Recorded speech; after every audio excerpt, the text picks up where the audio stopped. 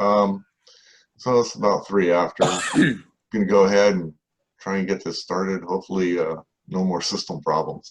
Thanks everybody for attending. So the agenda's up. We're going to begin, of course, with what looks like exciting stuff. It'll get boring. Then we're going to hopefully move to more fun stuff. Participation is key. I want everybody, like I said, you start out muted when you come in. Go ahead and unmute yourself so you can be heard when you have something to say. If you've got background noise, please mute yourself again when you're done. Before we go too far, I'm going to apologize in advance. I have a cough. It's my seasonal cough. It's not COVID. But, you know, if you hear me clearing my throat a lot or going through a coughing fit, it's just that time of year for me. So we're going to start out with just some informative stuff. Give a few more people some time to get in if they are able to. This week we had a couple of events. They weren't big, but they had the potential to be. One was a CME, coronal mass ejection. That happened on, well, it arrived to us on December 9th at 8:32 in the morning. There was an expectation that it would be possibly a G3 event, so some moderate damage to power grids or devices. That didn't happen. It was only a G1, which is a very light event. But this is something that we have discussed in the past. It has the potential to be devastating, both to the power grid and communication systems. So we'll talk about this again at some point during the year, but let's remember, you know, keep your radio safe from such events, disconnect equipment from antennas and power when not using them, if possible. You know, anytime you can disconnect something or ground it or put it away safe if you're not using it, that'll help so you can use it later. But if you're interested more in this, you know, NOAA does have a website dedicated to space weather prediction. It is their Space Weather Prediction Center, or SWPC, at NOAA.gov. The other event that we had was an earthquake up in the northeastern part of Maine. It was a 3.0, one of the biggest ones I've seen since I've been out here. That can definitely do some damage up here. A lot of brick buildings. Things aren't really built up here for earthquakes. Fortunately, it was just a 3.0, and it was out in somewhat remote area, but something to keep in mind. Things can happen really fast. Okay, so let's, it doesn't look like I have anybody else in the waiting room. So let's get down to the bigger stuff. Set improvement meeting. We had that on Thursday with the people that had set up the planning for the set. And the after action review for the statewide set. There were a lot of EMA stuff, but there was quite a bit of the amateur radio stuff. With, let's see, the actions relating to amateur radio were in line with our own findings. So their AAR and actions were very similar to what we had. So we're not alone. We'll address specific training opportunities a bit later in this meeting. But for now, there are HF and VHF training nets either in progress or being developed that all are welcome to participate in. I strongly encourage everyone, take the time to join the nets, hone your skills. Most of them seem to be occurring on weekends, which is good. It's just an hour or two a week. If equipment or antennas are a problem, use the same amount of time to work on it so you can join the nets later. This will be an ongoing thing, and we will be doing our own training, hopefully during the weekday nets, as well as maybe setting up some other things on the weekend. Anybody have any comments or questions just about that aspect of it, or suggestions? Oh, Keith, you're muted. There you go. I guess the only thing I have, obviously, for me, it seems like a lot of these coordination meetings and a lot of that stuff now is going to work schedule time, which for me right now is really not that big a deal. But hopefully in the near future, I'll be at work. Yes. So it seems like we're cutting out some of the the individuals that could participate because they're, you know, paying the bills, I guess, for lack of a better term. I agree. So, like I said, you know, we can do a lot of our training on the weekends. We have that capability. You know, we can decide when we're going to do it. I agree. During the week or during workday hours is really tough. So we'll try and do as much as we can on the weekends. I mean, that is your, because I'm hearing that right? Well, not only that though, but I'm talking more of the management level, organization stuff. I mean, you know, we're going to have, you know, the set improvement plan is done during a weekday at 9. Yeah. A lot of the set improvement stuff is, and, you know, hopefully I can get back to where I was, which I don't think will be an issue at this point, hopefully. Mm-hmm. But, you know, everything's going on at 9 o'clock on a weekday, Yeah. which markedly has improved the coordination because it's some full-time EMAs and stuff, which is a great positive. But my concern is you're going to unfortunately lose participation of, you know, a volunteer organization really isn't volunteer anymore. That's true. And yeah, that does bring up a good point. If I weren't in the position I was in right now, I wouldn't have been able to attend a lot of these meetings. One of the things that, like you said, it is an improvement over how things have been done in the past because it has been directed by EMAs. We've had a lot more participation with government entities. And the set was actually a coordinated effort. It actually tested county stuff as well as amateur radio. So it was the combination there is fantastic. And I think next year it's going to be even better. I will bring that up with Dale, though, who started this whole thing, and see if maybe we can't do. I mean, a lot of these guys are doing this during their work hours for the county. And the amateur radio is like an added portion of it, but there might be a way that we can split the meetings up as far as content's concerned, and maybe have county and state organization, organizing of all this being done during the workday and maybe the weekends for the amateur radio part of it. But I will bring that up with Dale. Anything else? Okay, so let's go on application resubmission. I know you've heard me say about this a lot over the past several months. The reason is I don't want it to be a surprise. Come January, we are going to begin that whole process. Historically, we have been behind on this on a regular basis.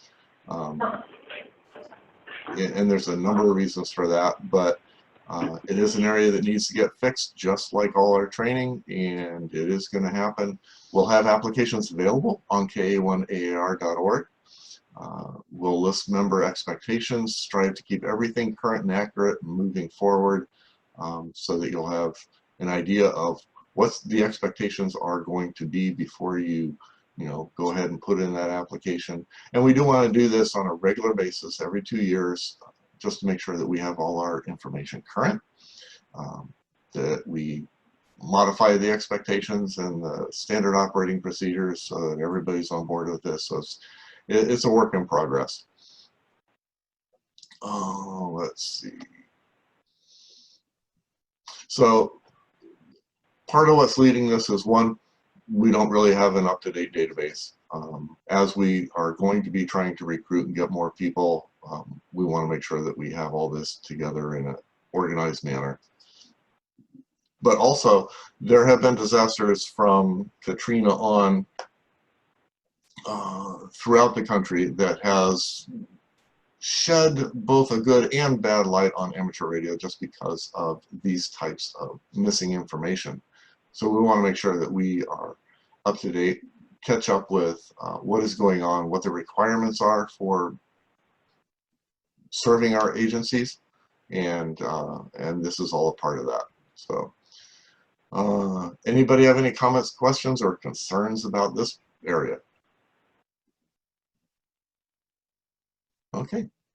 Moving on, training opportunities. So we are going to have some standard operating procedures. Does look like that is very important for us. A lot of things that came out from the set across the state were things like being brief on the air, not having radio silence, use of tactical calls, proper identification, how to check into a net, things like that. So we're going to go back to standard operating procedures, both for operators, for net control, and upgrade our practices, keep the chatter down, just to make us all better, play nice with others so that we're doing the same thing the rest of the state is. Everybody's doing this. Like I said, this was a statewide problem, and we just want to make sure that we are doing things the way we're supposed to. Phonetics also came up with this. Now I think we actually did pretty good with this, and we do practice this with our check-ins on the weekly net. So phonetics I don't think are as big a problem for our county. At least I didn't hear it, but I wasn't there the whole time. But we do want to make sure that everybody's using the proper phonetics. The rest of the state had a lot of problems with people using made-up phonetics, which I know is fun when you're not doing MCOM, but when you are, everybody's got to be on the same page. Any comments or concerns, questions about this? No? Okay. Let's go to radiograms. This was a big problem for the set. We had some issues with it, not just the process of receiving or transmitting, but forwarding to the next station. Logging as well. A lot of the forms that we got, well, back up a bit. We didn't get a lot of logs or forms from people. There were a few that did bring in all their copies of all their transmissions. There were a lot of people who didn't. So this is critical. All traffic, radiogram or not, needs to be logged and turned into net control at the end of the event, whatever it may be. Our served agencies need this information. It's required. If they're going to get information, monies back or disaster services from the state or federal government, they have to have complete logs of everything that went across the air. So we are going to be stressing that a lot. ICS is going to be stressed too. I'll get into that a little bit later. But the whole state had issues with this. Traffic handling, both HF and VHF. There's going to be a lot of nets starting up on HF. I think there's actually one already going on. Corey, I'm sure knows more about the specifics on this, so I'm going to refer to you in just a moment. But as I find out more specifics for sure about this, when these things are, I'll put them on the ka1ar.org website. That's really going to be the go-to place for what's happening with ARES and RACES. So go there. Don't, if there's information posted elsewhere, I hate to say don't trust it, but don't trust it. So Corey, you want to chime in about if you have any information specifics about these nets? So like the traffic nets, is that what you're referring to? Any of the training nets and yeah, traffic nets as well, because that is good. So that's what I'm heavily involved in right now. So I've been acting as the assistant section traffic manager. Before this heavy snow hit, when my antennas actually were up, SeagullNet is a popular one for people to get into. I know it's kind of bordering on after work hours, like right when people might be getting out of work or still in work. Because of the band condition changes, the nets move back to 1630.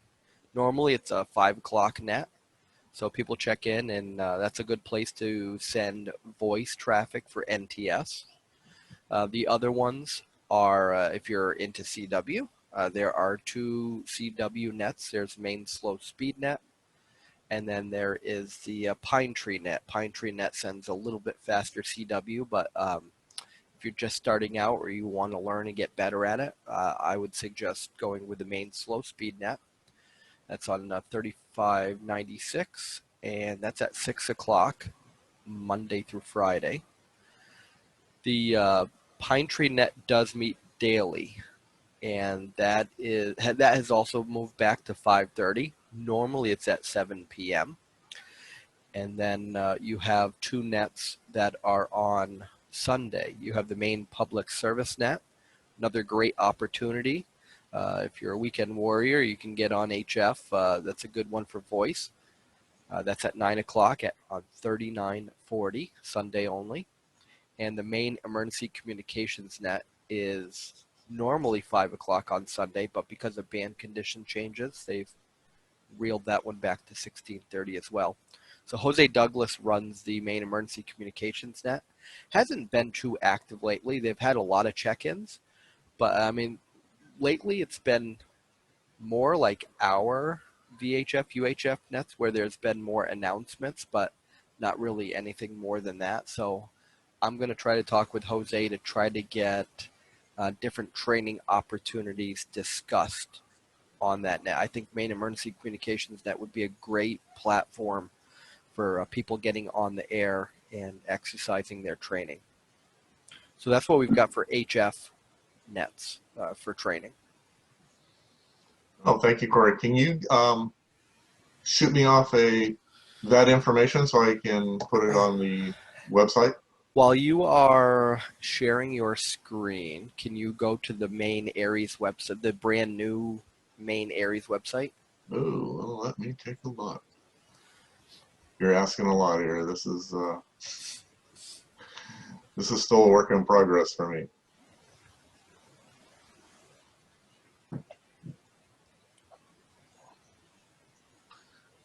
Okay, so let's and so it's sites.google.com /view. Actually, I could type it in the chat, can't I? Yes, I can. So sites.google.com /view/main ARES. Oh, I didn't put the HTTP there, but if you use that, copy and paste that in. Okay, so let's. There should be.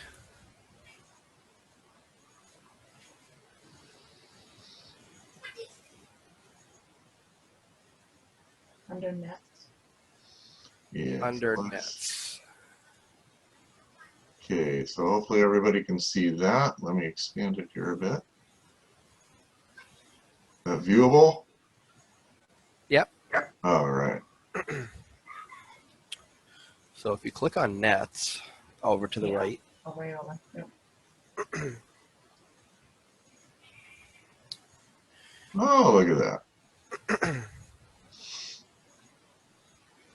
One-stop shop. So you can view it there, or scroll to the top again a little bit, and let's see if you hover over to the right of the top right. There's a little pop-out icon.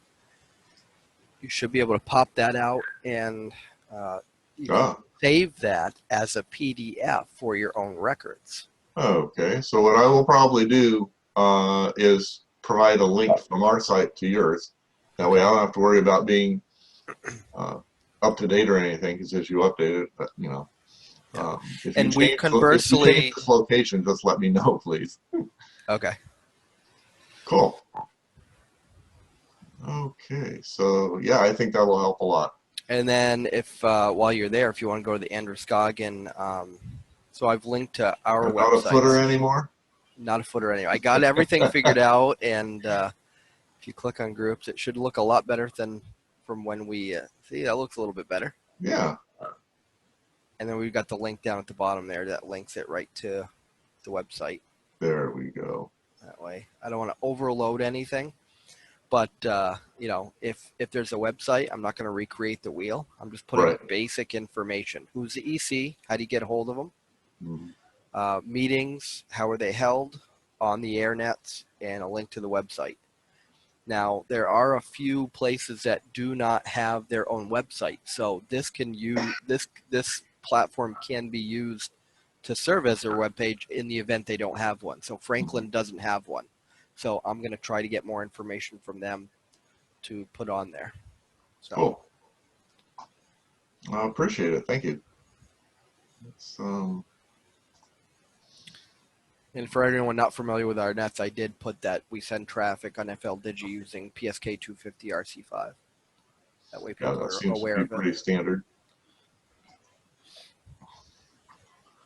Okay, so let's, any other comments, concerns, questions, ideas? All right. Well, if I may, excuse me, there used to be a net on at 1900 on Wednesdays on 80 meters. Let's see, it was 3.583, and it was run by a chap down in Knox County. Well, he decided after running that Encom net for many years, he didn't want to do it anymore, and nobody took his place. But it was basically attached to the EMA net. So we do have the one on Sunday afternoon, voice, but we have no more Encom net, and that dropped out about 4 years ago, I think. So there was something there. Okay. But not there anymore, right? No, it's not been active for quite some time. Actually, it was a good time, and a lot of people used to log into it. And we would send on see Olivia 8500 to start, and then we actually would send our messages on Thor.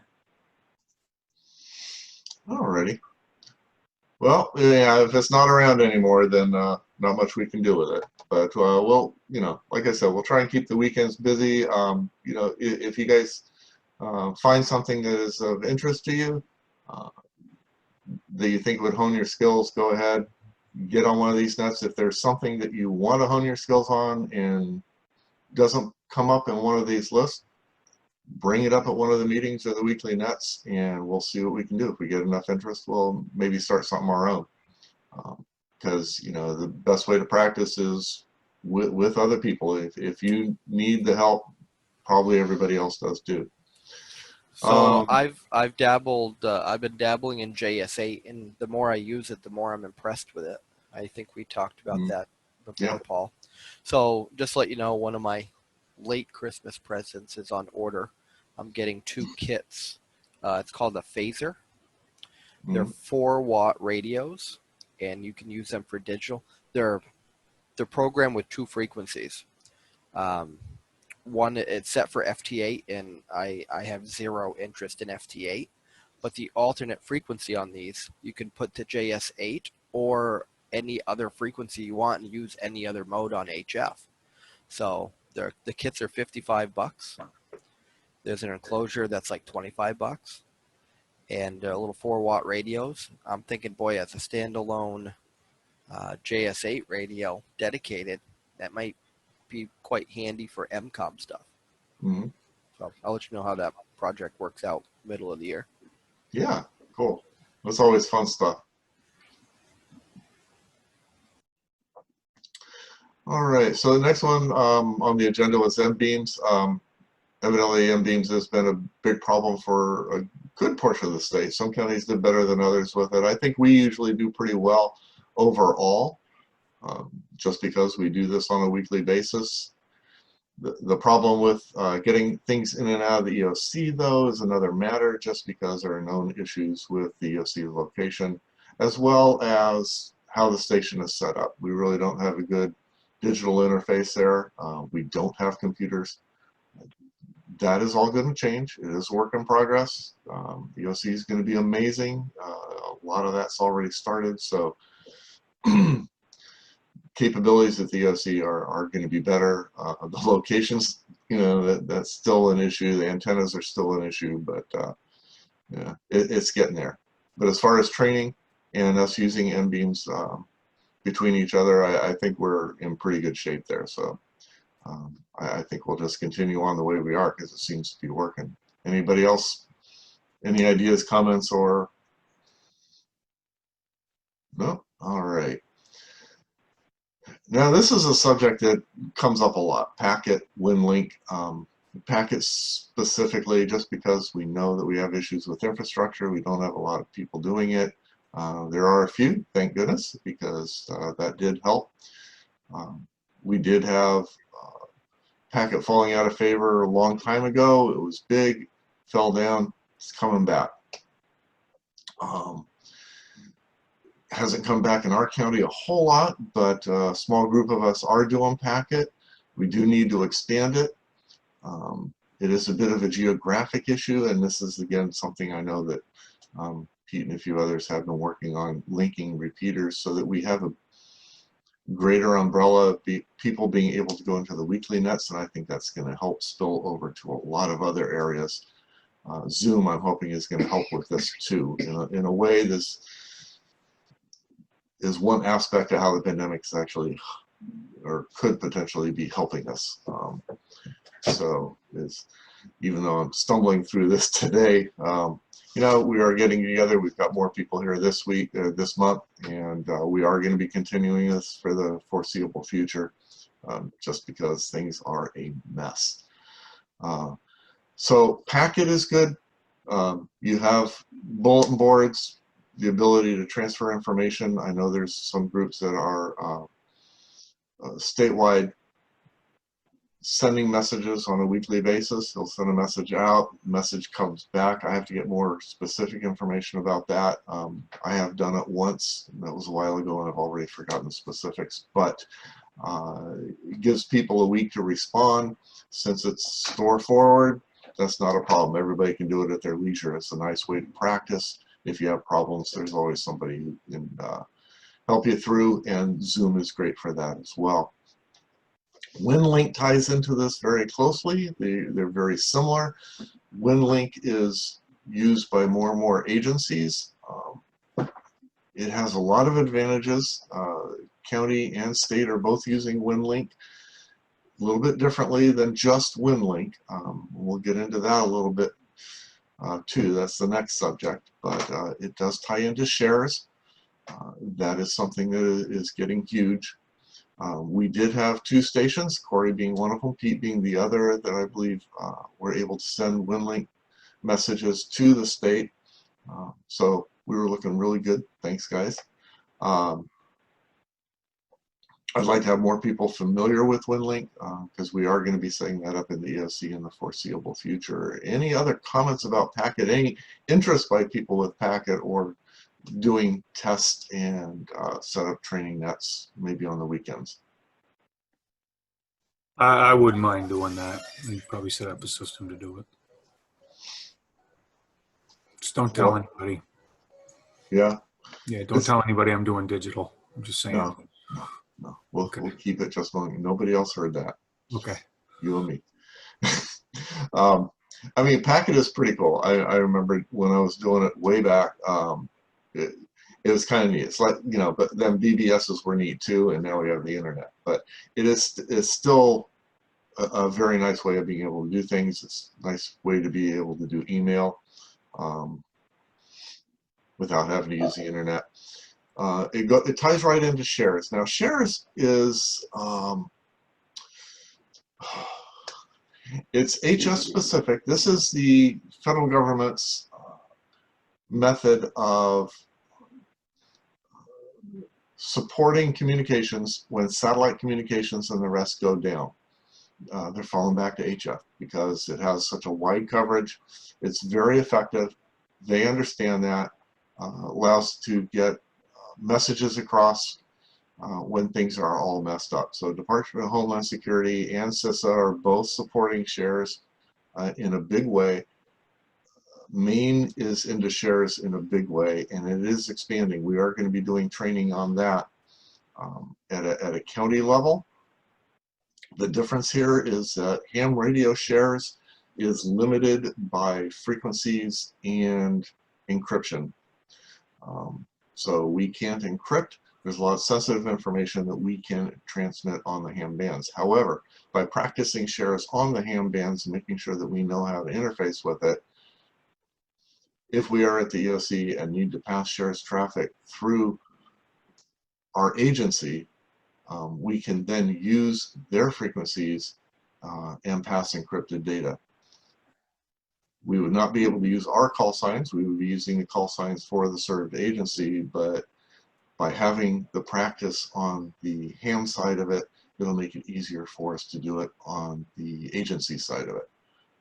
But yeah, shares is not going away. It's going to be expanding, mostly because it is extremely reliable and it can pass sensitive information. I do believe that they use for their digital communications MT63, if I'm saying that right. I'm not sure if that's the right mode. So anybody have any comments or questions about that? I'll try and answer them. The MT63 is a great mode, especially when you have poor conditions. It's probably the best mode to use in abhorrent conditions. It does have some latency to it, but I mean, the thing about MT63, you can lose a 30-year signal and still get it.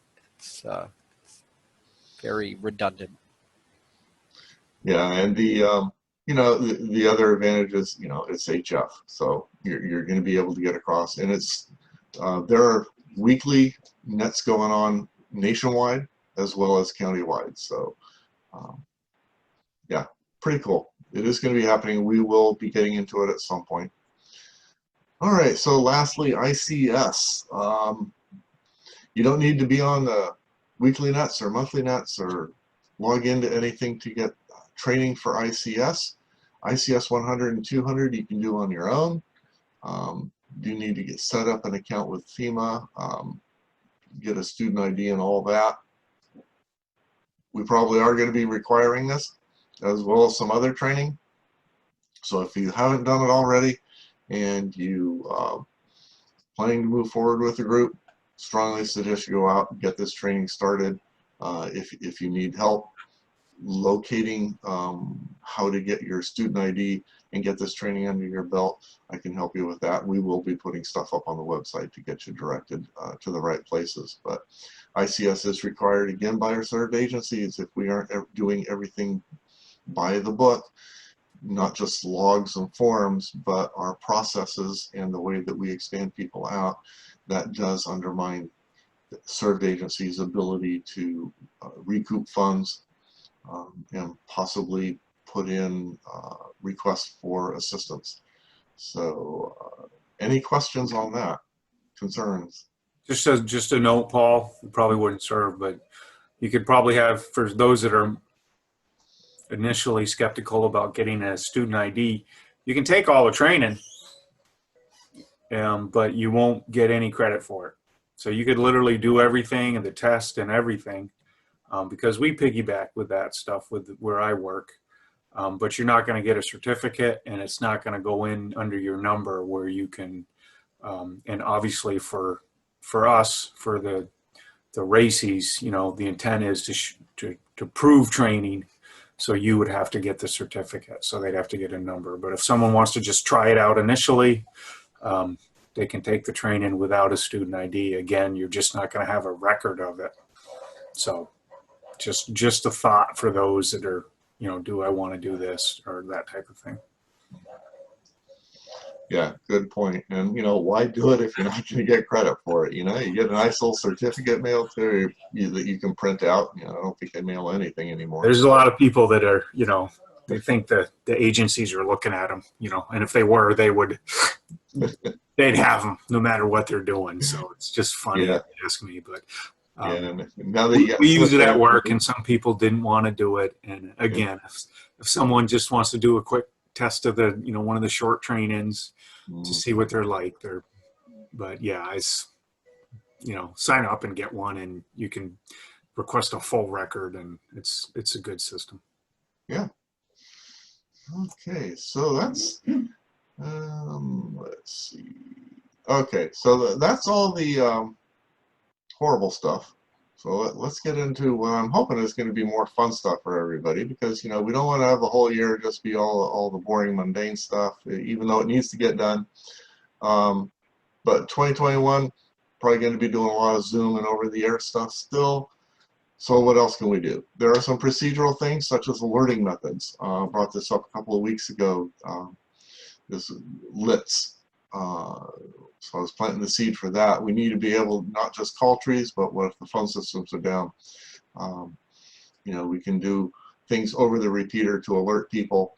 The little project boards cost like $50 to get all the parts. You put it together, hook it up to a scanner or a radio that you don't normally use that just monitors the repeater, maybe a couple other frequencies. When it gets this tone, it breaks squelch,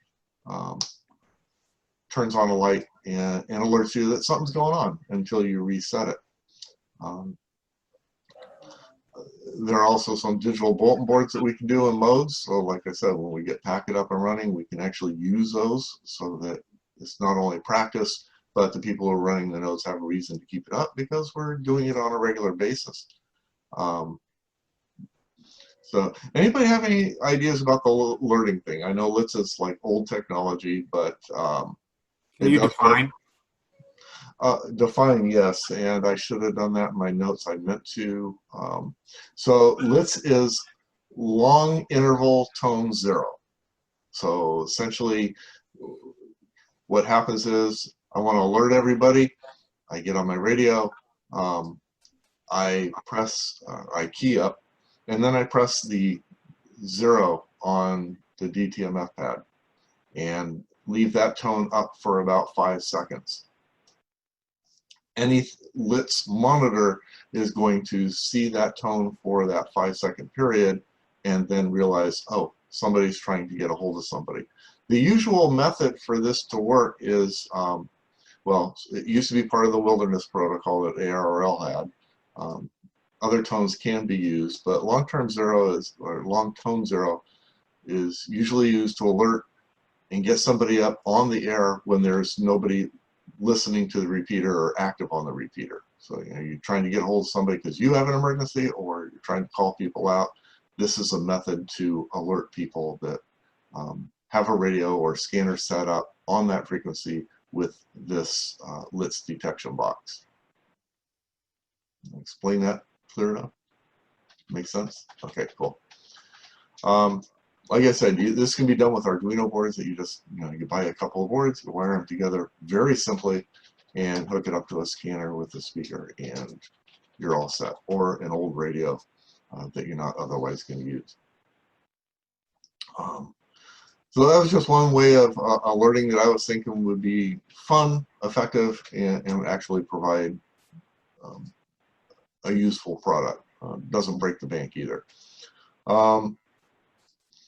Let's see, bulletin boards, recruitment.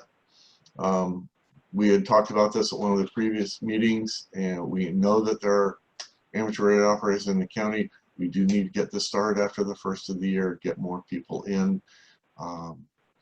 And like I know what have been brought up is using social media to identify some of these people, as well as saying, what can we do for them? I think you brought that up, Keith.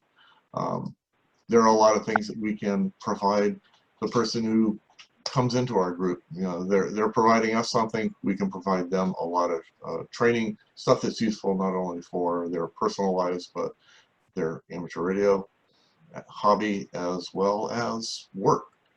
So we'll try and move forward on that too after the first of the year. Once we get the application process started and everything else, we'll go ahead and see how we can get recruitment going, which I think can be a fun thing too. We just have to find out how to contact these people and get them excited about it. So if you guys have any ideas on that too, you know, bring them up either now or think about it, bring them up later. But this has got to start happening after the first of the year. We need more people. We are severely understaffed, and we'd be hard pressed to man a call out even for a short period of time. That's got to change. Well, now that effective yesterday, we have all these different forums available now. We can start promoting on there as well. So there's a main ARRL Facebook page now. There's now a main ARES page, a main ARRL website, and we started a groups.io forum. So all different avenues that we can promote and get things going. I think, you know, the best thing we could do is like almost like a PSA, like a commercial that we could put on YouTube or something that just, doesn't have to be long, 30 seconds to a minute, gets the message out there. But it'd be nice if we get together and get some video of different activities that an amateur does. Yeah, I transferred it. You're good. It's different activities that just kind of show we're in a visual society. People want to see something and their attention span is short. So we got to keep it to the point, get the message across, and say, hey, that looks like something I'd like to do. You could say it till you're blue in the face. That's not going to do anything for anyone. You got to make it a little flashy and just show what it has to offer. Seeing is believing, So I think that's one of the strongest aspects we could do. Yeah, I agree, and but I like I said, I do agree also that it needs to be both ways. It's like what's it going to do for them as well, other than just being something that seems to be fun, even if it's not fun. Maybe they could do it just because they're going to get something out of it that can help them in their career, help them in their personal life. So I think there's benefits both ways, and we just do need to come up with some way of that. I have been taking a course through the ARL for not only public information officer, but there's a lot of courses for being able to talk to people so that you're doing it in the right way, in a positive way, and get their attention. And there are also legal aspects, and so we're trying to make sure that we cover all that. So yeah, I'll keep you up to date as to what I'm finding out through that process, and then we'll after the first of the year try and come up with something on that too. But yeah, I think Facebook, stuff like that, definitely things that we want to get into and try and get the word out. In the work environment, I'm always telling people, always do something that's going to advance you for the next thing. Mm-hmm. You have to assume when you're submitting an application, assume everything even. What is going to put you ahead of that next person? Why would they choose them instead of you, or why would they choose you instead of them? You have to have, things like this can help depending on the line of work you're going for. I think in even most lines of work, I mean, just about every resume I've ever put out for a wide variety of things I have always included amateur radio and MCOM, just because it shows volunteering, it shows discipline, it shows working with others. There's a whole gamut of things that it means when you volunteer and do it for an extended period of time. And something like this, people have all heard about and like to talk about when they see it on your resume. It's like, oh, really? I've heard about that, or I know somebody who used to do ham radio. It's like, so tell me more. Did It's I a great way to keep the conversation going. Did I see a post? Somebody was saying they think Dr. Nirav Shah is a ham radio operator. Oh, yeah. I thought I was seeing look something into like that. Did he come from New Jersey? Because according to the QRZ page, there's actually a New Jersey address on the QRZ page for Nirav. I know he came from another jurisdiction, but I don't like Minnesota remember. or something. Minnesota or Michigan, center northern part of the country. I guess what came up was somebody said, hey, did you hear his I don't watch them anymore because they're like every day or whenever, however they do them, but he gave somebody a signal report on the phone, like a report. He said, oh, you're 5'5" or something like that. He said something to that nature, and they're like, oh, I wonder if he's a ham. And then somebody found that there is a Nirav Shah it's got a 3 call. So. I must have missed that 5'5" comment. Yeah, because I watch him 3 times a week. Oh, that's interesting. I'm going to look into that. Hey. Well, so far that's all our agenda items. Anybody else have any other things they want to bring up? Questions? You might want to reiterate what's in chat just in case nobody's looking at the chat. Oh, you know what? I haven't even seen the chat. Like I said, I'm getting new at this, so let me see if I can bring it up. Oh, there it is. Yeah, there has been stuff going on. I need another screen is what I need. I work in the stuff like all week long. So Me too, Corey. we've been doing it since March. So Oh, QR codes, yes. I like QR codes. YouTube channel, yeah. Yeah, so, and this gets into, you know, ooh, what can we post and what we can't, you know, like our nets and stuff. I fully intended to record this whole thing, and that would have been great to give to Pete, but because of the last minute stuff, I didn't get that far. Gonna do that in the future, just so you're all warned. I don't know. I'm pretty sure it's still recording. It says recording in the That's upper recording. left hand. Oh, it does? Well, Yep. okay, look at that. Yeah, I'm hoping to get better. This is like only my I see your bride shaking her head. this is only my second time hosting a Zoom, so I do apologize for, you know, That's all right. how sketchy it gets, but you know, He's a noob. I am a noob for hosting. I've been on plenty of Zooms from the other end of it. That's a lot more fun because I can just sleep, but no, this, so anything else? Handout as well, yeah, I will try and get a transcript of this up to my best of ability before the end of the weekend. Anything I'm missing here? Nope. Oh, cool. So I don't know if everybody's looking at the chat, but yeah, Deb's saying there's a huge push for volunteerism in a lot of companies right now, which I know is true just about everywhere I work. They're always looking for you to volunteer your time, even provide money for it for the group that you're volunteering to. So it is a big thing. But like I said, everybody gets something out of it. So, alrighty. Let's see. So the next meeting is January 12th, the new year, 17:30. It is going to be Zoom. Everyone here will get the invite a week before the meeting. So that is a Tuesday night.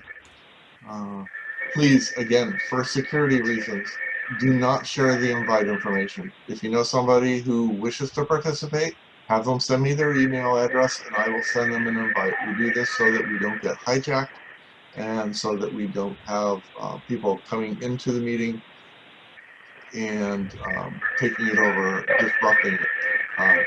It's been a big thing lately. It has been happening. Lewiston had that happen to one of their city meetings just recently. So yeah, just don't share it. And this way too, I have everybody's email address and I can send out late notices and changes like happened this week. Miriam, can you mute your mic? We can't hear Paul over the HF radio.